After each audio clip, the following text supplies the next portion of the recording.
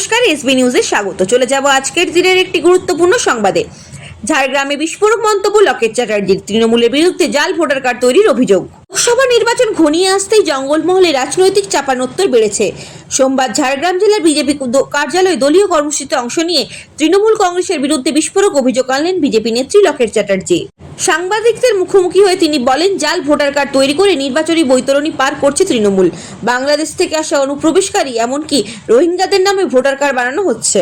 দাবি, এর ফলে রাজ্য গণতন্ত্রের পবিত্রতা নষ্ট হচ্ছে, এমনকি নির্বাচন প্রক্রিয়াতে কলুষিত করা হচ্ছে। তিনি বলেন, এই ঘটনায় দেশের সর্বোচ্চ আদালত সুপ্রিম কোর্টের নজরে আনা উচিত। আশা করি আদালত এই বিষয়ে যথাযথ পদক্ষেপ নেবেন। মুখ্যমন্ত্রীর বিরুদ্ধে অভিযোগ করে তিনি বলেন, ব্লক লেভেলে অফিসারদের হুমকি দিচ্ছেন স্বয়ং মুখ্যমন্ত্রী, যাতে ভোটার তালিকায় তৃণমূলের সুবিধা হয়। তৃণমূল নেতা অনুব্রত মণ্ডলের প্রসঙ্গ টেনে লকেট বলেন, যে ভাষায় অনুব্রত কথা বলে তা লজ্জাজনক। সেই মুখ্যমন্ত্রী আবার ভাষা আন্দোলনের নাম করে পথে নামেন, এটা দ্বিচারিতা ছাড়া কিচ্ছু নয়। লোকসভা ভোট যতই এগিয়ে আসছে, ঝাড়গ্রাম সহ জঙ্গলমহলে বিজেপি নেতৃত্বের ক্রমবর্ধমান উপস্থিতি রাজনীতিকে আরো উত্তপ্ত করে তুলেছে।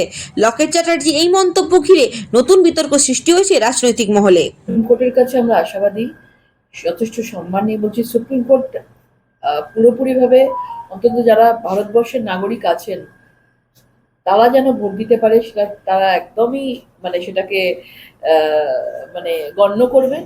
কিন্তু বাংলাদেশ থেকে বা বাইরে থেকে রোহিঙ্গারা যারা ফেক ভোটার আইডি কার্ড এখানে বানিয়েছেন, নিশ্চয়ই তাদের ব্যাপারে সুপ্রিম কোর্ট চিন্তা ভাবনা করবে, এটা আমরা আশা রাখি। কারণ বিশেষ করে পশ্চিমবঙ্গের মতো জায়গায় ভোটার আইডি কার্ড, জাল ভোটার আইডি কার্ড বানিয়ে তাদেরকে ভোটের সময় ব্যবহার করা হয় এবং এই ভোটেই তারা এই বৈতরণী পার হয়। আশা করি বিহারে যেরকম ভাবে হয়েছে, বাংলাতেও এইভাবে ভোটার আইডি কার্ড সংশোধন হবে এবং সুপ্রিম কোর্ট বিশেষ করে বাংলাকে এটা দেখবে। মুখ্যমন্ত্রী আজকে এর আগেও বলেছে, আজকেও বলেছে এবং বিএলওদের ধর্মকেশ্বরেই বলেছে এবং এছাড়া এখানে করতে দেবেন না, এটাও বলেছে। ইলেকশন কমিশনের এই নিয়ে মুখ্যমন্ত্রীর এই কথা নিয়ে স্টেপ নেওয়া উচিত আমার মনে হয়। একজন সংবিধানে ইলেকশন কমিশন তার নিজস্ব প্রক্রিয়াতে সে কাজ করবে, সে স্বাধীন রয়েছে। সেখানে বিএলওরা তার সেই ইলেকশন কমিশনের নির্বাচনের আওতার মধ্যে পড়ে। সেখানে যদি মুখ্যমন্ত্রী তাদেরকে এখন থেকে হুমকি ধমকি দেয়, যাদের দিয়ে কাজ করাবে ইলেকশন কমিশন, তাদেরকেই যদি ধমকি দেয়, তোমরা স্টেট গভর্নমেন্টের কাজ করো, আবার তোমরা ভোট পার হয়ে গেলে আবার তোমরা এখানেই থাকবে, এইভাবে যদি তারা মুখ্যমন্ত্রী ধমকি দেয়, তার মানে বোঝা যাচ্ছে যে তারা কি করে কাজ করবে, কারণ তাদেরও পরিবার রয়েছে। ভোটের সময় তো মুখ্যমন্ত্রী অনেক সময় ধমকি দিয়েছে যে ভাই তোমাদেরকে এখানেই থাকতে হবে। পুলিশ অ্যাডমিনিস্ট্রেশনকেও ধমকি দিয়েছে আগের বার 2021-এ, ভাই তোমাদের এখানেই থাকতে হবে, ভোট আসবে চলে যাবে। এইভাবে যে ধমকি দিচ্ছে, আমার মনে হয় নির্বাচন কমিশনের এই ব্যাপারে স্টেপ নেওয়া উচিত মুখ্যমন্ত্রীর এই বক্তব্যের পরে। বিরোধীদের বক্তব্য, যাদের নাম আজকে ভোটার তালিকা থেকে বাদ দেওয়া হচ্ছে তাদের ভোটেই মোদীজি প্রাইম মিনিস্টার হয়েছে, তখন কেন বাদ দেওয়া হয়?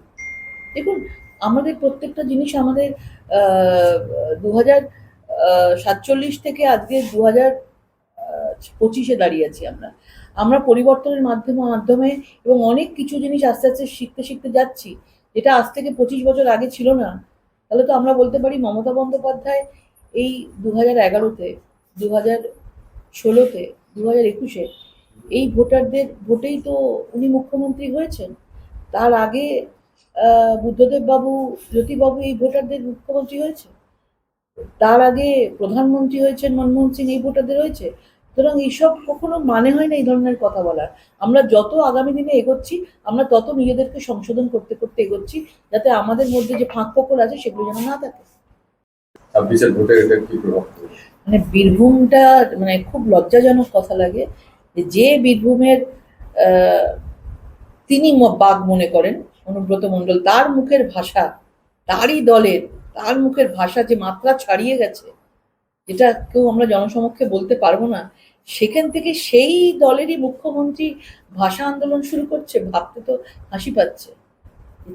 তারই দলের নেতা এই ধরনের পুলিশের বউয়ের বিরুদ্ধে, বউ মেয়েকে নিয়ে এই ধরনের যে ভাষা ইউজ করেছে। আর আমার তো মনে হয় আমাদের বাংলার মানুষের থেকে মমতা বন্দ্যোপাধ্যায়ের যে নেতারা রয়েছেন, যারা বড় বড় মঞ্চে উঠে এই ধরনের মহিলাদের নিয়ে